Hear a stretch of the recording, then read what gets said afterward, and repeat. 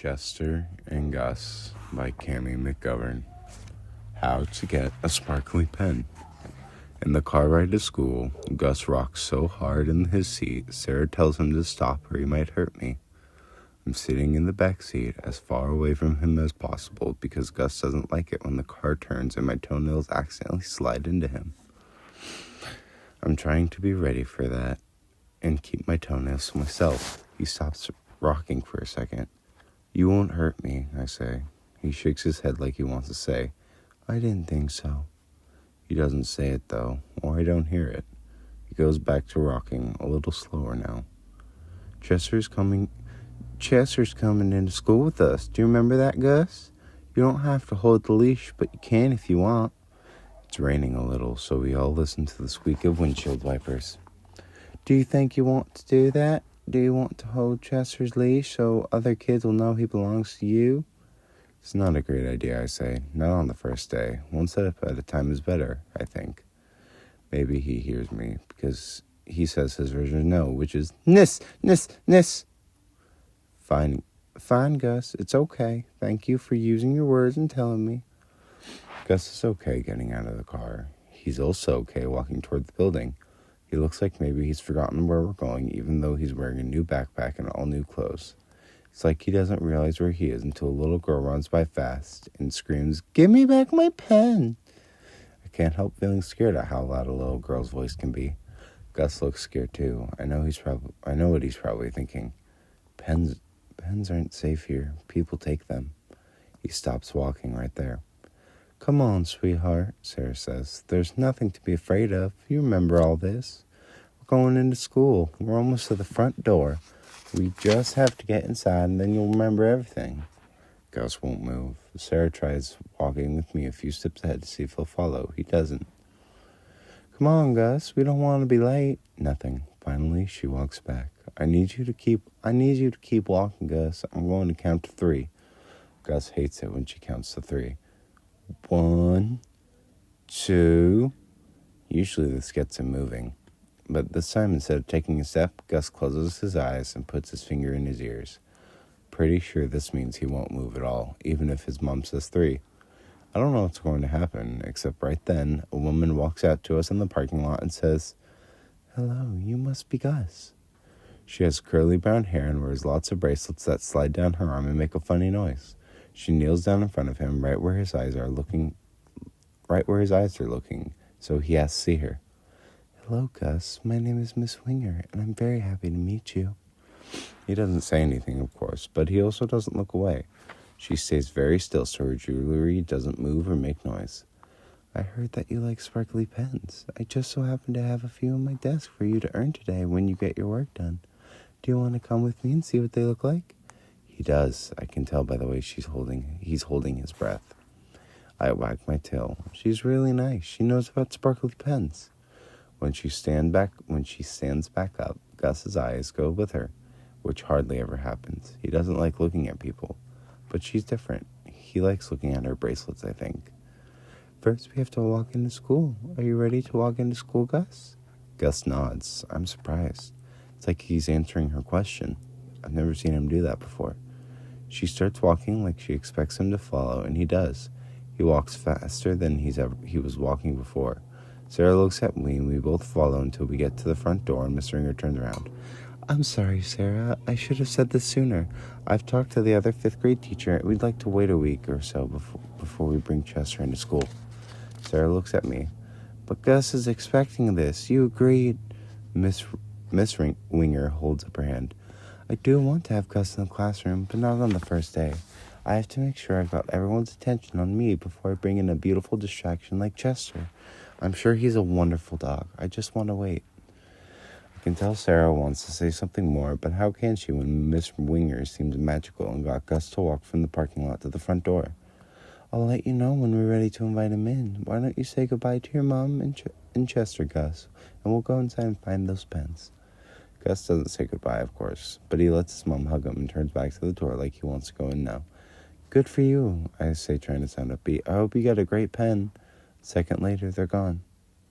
For the rest of the morning, Sarah has a hard time working at her computer, and I have a hard time doing anything except watching Sarah and worrying.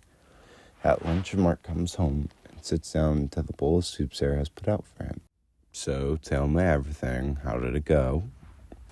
I think she might be wonderful. She's bought sparkly pens for him to earn. Even though she's saying nice things, she isn't smiling. I don't know. I get so mad when he has a bad teacher who doesn't make an effort to care about him. And then we get a nice one who does, and I wonder if it's going to make any difference. Oh, Mark, I just keep thinking. She's sad, I can tell, which makes me go over and put my nose in her lap. If he doesn't have a better time this year, we may have to send him to that out-of-district placement. He'll be 3 hours away and we won't see him all week. It breaks my heart to imagine. She takes a deep breath. I just want this year to work out better. I know, Mark says. I know. Is he ever going to appreciate this new teacher and how hard people are working to connect with him? Mark comes over and hugs her. I don't know, but we'll appreciate it, right? Just like we appreciate Chester here. All day long, I think about how Gus answered me this morning. For so long, I wish Penny could understand all the questions I wanted to ask her. What if I can't do the job I'm given? What if I don't love the person I matched with as much as I love you? After that terrible day on the farm, I wanted to tell her how sorry I was, but it wasn't her fault. But I couldn't. Now I wonder if maybe I imagined hearing Gus talk. I can't wait for him to get home to test it out again.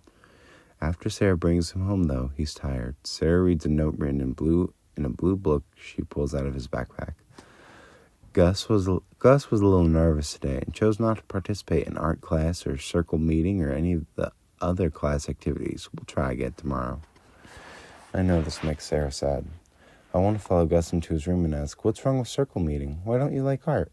But he pushes me out the door of his room. Apparently, hearing each other talk doesn't work through closed doors.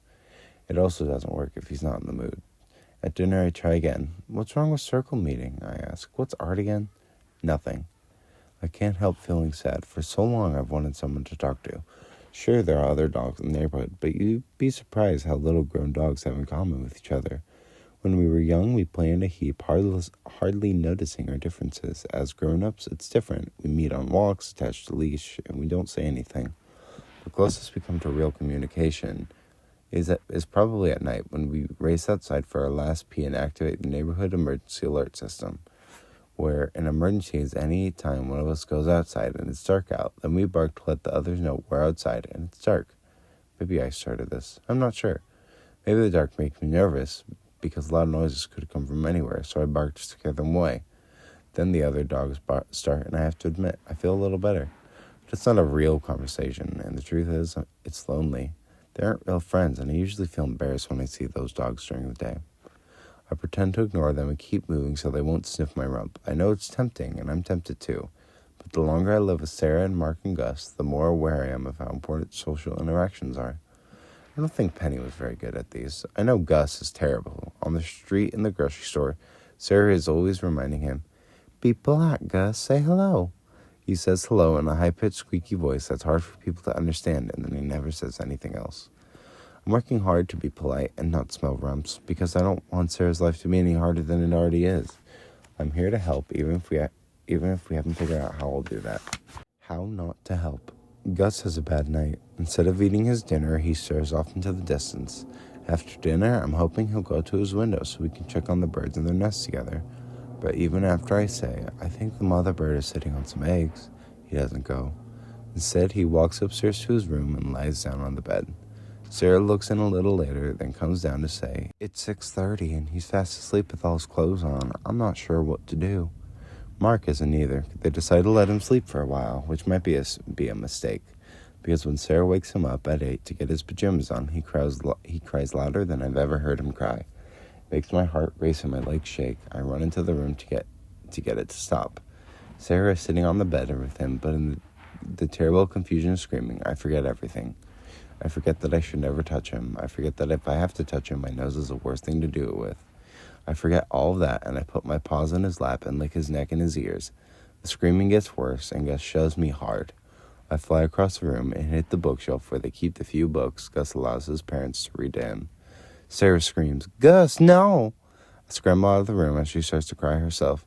You mustn't ever hurt Chester. Both of them are crying. At once is too much, and I limp away.